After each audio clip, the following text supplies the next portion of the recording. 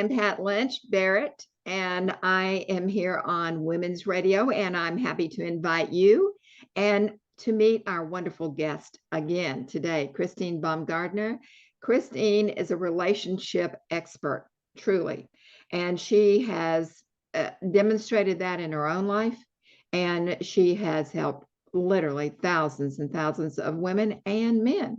And today we're going to talk about the men, specifically how can, as women, or even the men who may be watching, and I hope that they are, how can we all work together in a happier, more productive atmosphere? Now, that could be in a relationship, but a lot of us are working with men, and we have had to go through some learning curves. I know I have.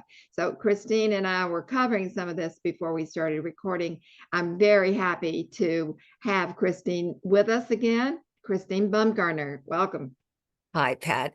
Such a pleasure as always to have these wonderful, helpful, hopefully conversations for the women that listen to your station and are in their businesses, maybe having some frustrations with their counterparts, either colleagues or partners in business or customers or salespeople. It can just be rancorous, as we were talking about before we started. It can feel very adversarial, and I'd like to help people feel more like advocates for each other, because wouldn't that be better?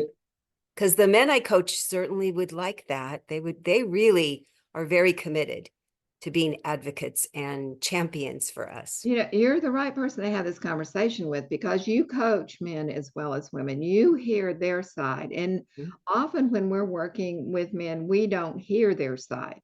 We don't even know their side.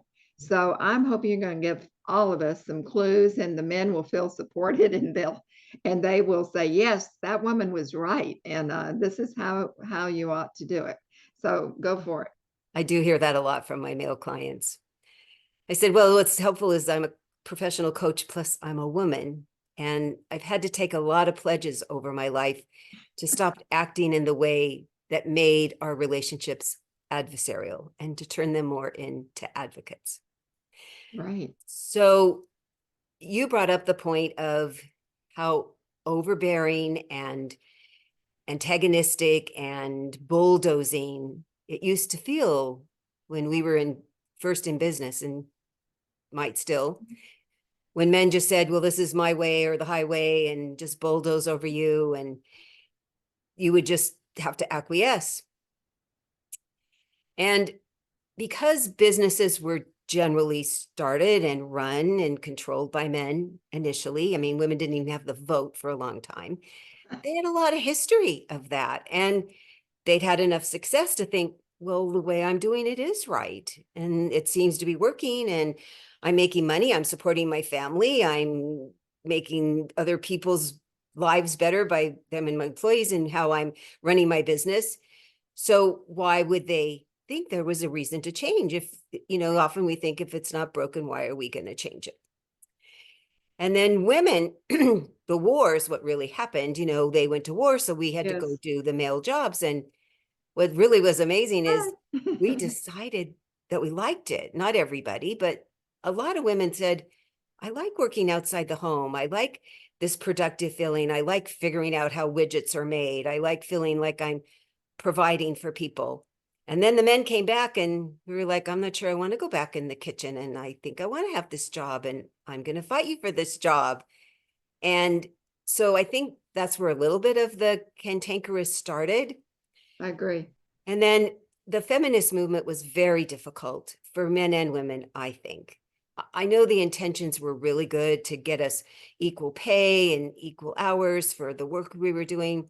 But what really happened too, just as big, was when lovely Gloria Steinem said that a woman needs a man like a fish needs a bicycle. Until she got married a lot of years later and said, oh, I like men and I like being married.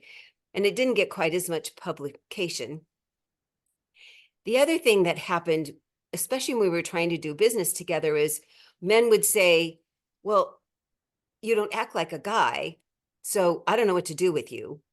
And the woman would say, well, you don't think like me, so I don't know what to do with you. And so everybody thought the other person was wrong.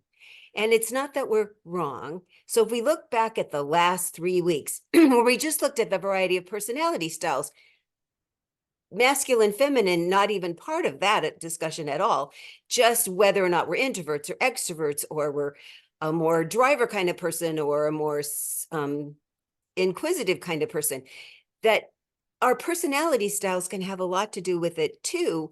And Yes. then there's the whole estrogen testosterone thing that happens.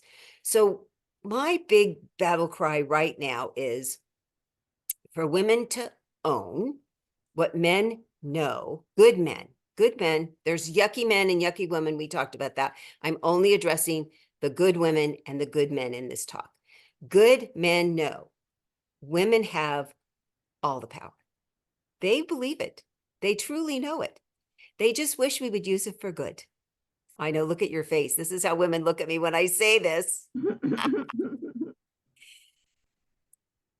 Men in the world, in relationship with us, even in business, it's a little different in business than in a personal relationship. In a personal relationship, their highest priority is to make them happy with us, think they're smart, appreciate them, highest priority. Even in business, if it's a good guy and helping us be successful, helping us be happy, helping us feel productive is a very high priority to them if we show them how we're benefiting their business. So in a personal relationship, they love us. In a business relationship, it is about the business. So how do we show them that we're here to make this business that we're in together be successful? Right. Mm-hmm. Very good point. Thank you. So one of the things that men find really annoying Take is notes. it's when we want to talk about how we feel about the job and all the details of why we feel that way. They don't have a place to hang that on unless they're the head of HR. They're trained more to listen to why we feel the way we feel and why that's upsetting us and why we'd like things differently. Generally, that's why they have an HR department, the CEO, the COO. It's not their job. It's not their job. So what I coach women that are working, have a direct report that's a man, is to get to the bottom line. This is how I would see our business being more successful and how I can contribute it. Outline, boom, bitty, boom, bitty, boom, bitty, boom. Not because we'll talk about somebody else is getting paid more. I got passed over for a promotion. I don't like the person I'm sitting next to. The office is too cold. I mean, I'm telling you, they hear this kind of conversation. All they want to hear is, how are you going to help me with my bottom line? I am happy to promote you. I'm happy to give you more money for it. If you explain to me in minor details with a complete point, bottom line, how it is that we're going to work together. They will change their mind. They will push you to be even greater if they hear why. But you can't put all the details around it. Tell me, tell your girlfriend, tell your husband if you've had a conversation with him about listening to your feelings, tell HR. It's a big mistake that women make, that they want to include their feelings and too many details when they want to present a new program at a company or look for an increase in their money, or they want to get promoted. They need to come with all the business reasons. And what I found too is when I talk to women, because I have a lot of women clients that are in very high positions, even though they understand why you want to talk, they don't have the time. They have a company to run. So Yes, even if you're talking to a woman, a 2X chromosome person across the desk about how you want to do something different at the company, do the same thing, because she's in her very masculine place and wants to hear exactly how you're going to help the company, what things you want to put in place or you've already done that haven't been recognized yet, because this will get them on your side. This is where you turn from adversary to advocate, because they will pull back if you're asking them to do things that aren't their job, which was be listen to your feelings. Mhm. And it's a challenge. I have to have women practice with me before they go in for this kind of an interview with somebody. I think practice is almost mandatory because I know I have gone through several phases of inner growth because of this issue. Mhm. And life doesn't remain the same, and all approaches aren't the same. And uh, the people doing it are they all every one of us has a learning curve to go through. Yep. So I think that we've got to come to grips with what are the very best ways. Do we all agree that this is a good way? And is there, what is proven to be true? Let's put it like that. What's proven to be true for men and for women? What Mhm. works best?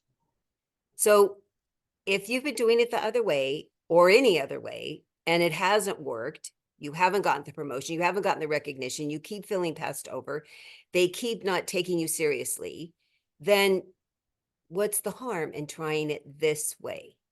Short and sweet and to the point with enough data that says it was here and now it's here because of me, or it's here and it will be here because of this idea I have. So, Christine, do Yes. you think that women do not do that because they don't have enough self-esteem? Why do you think that they do that Well, I think they sometimes they don't have enough self-esteem. And so that's why they kind of beat around the bush. and add all the details? And these are the Mhm. reasons why, right? And there's a really good reason we add the details. If we look back at cave time and we needed to go out into the fields and gather a bunch of food and medicine, and we needed to watch out for things that were poison, and we needed to keep track of the kids not running off the cliff, and there might be a All those mountain lion. things. We had to think about so many things and be in contact with everybody else that was out there with our diffuse Okay. awareness and our lots of words communicating. It kept us and our family alive. Yes, right. We don't need it at this particular moment in business. Right.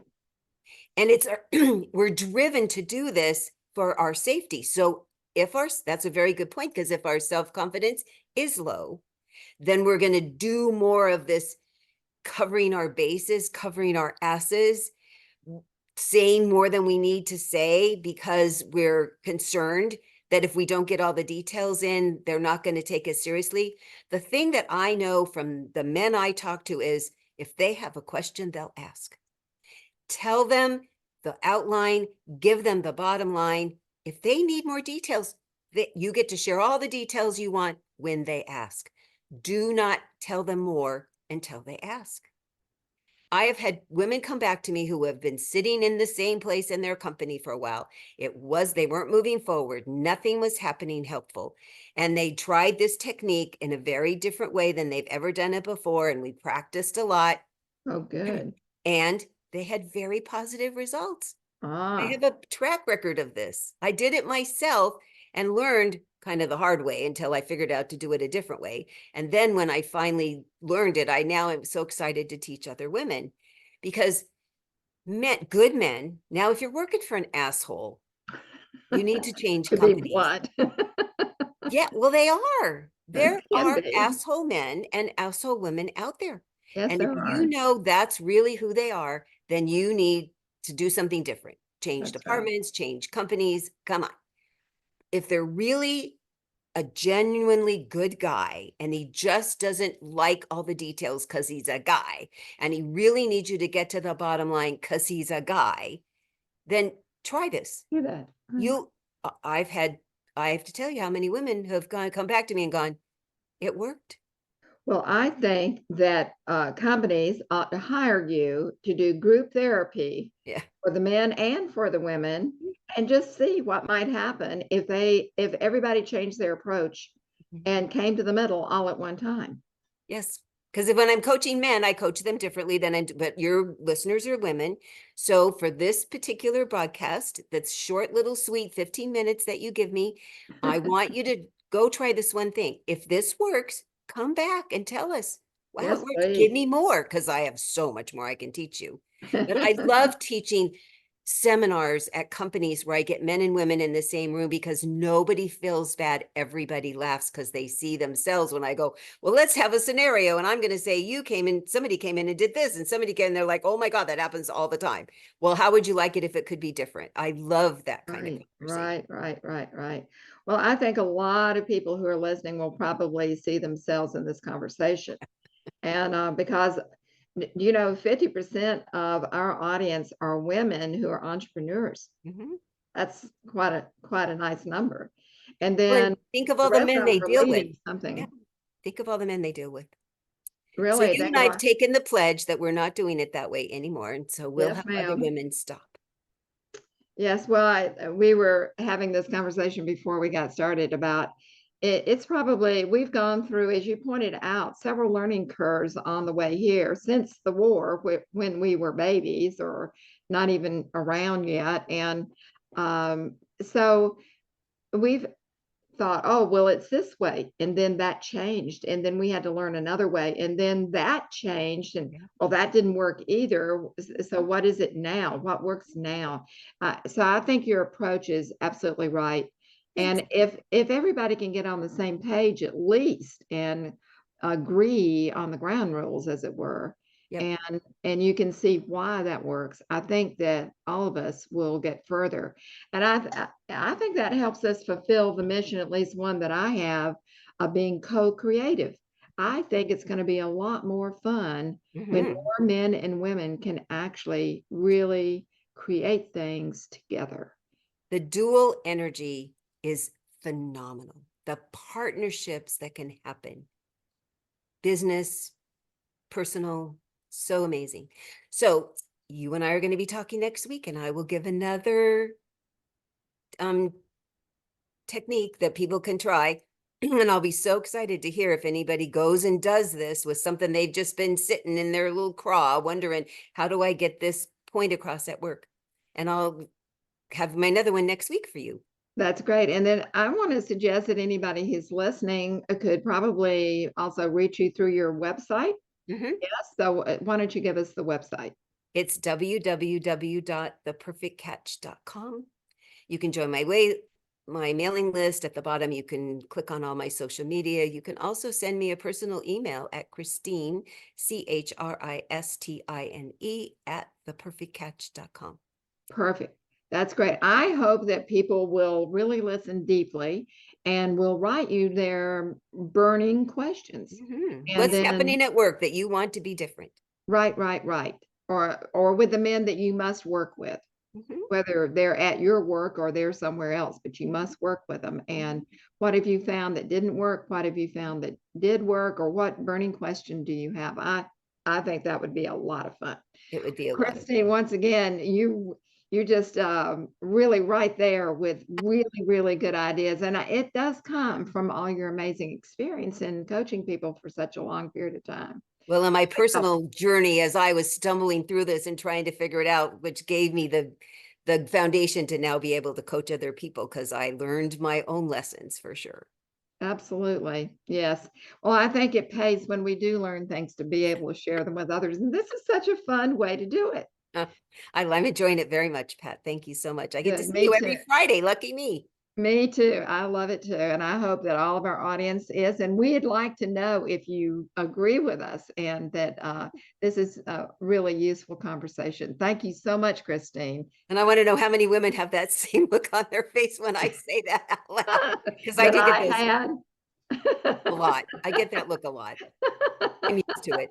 It's okay. I don't take it Hope it personally. gets, whatever it was, I hope it gets included in the edits. It's adorable. It was just adorable. It was so, if I would have scripted, I would have gone, Pat, look this way. And you did. It was perfect. Well, we'll see you next week, Christine. Thank you Take so care. much. Bye-bye.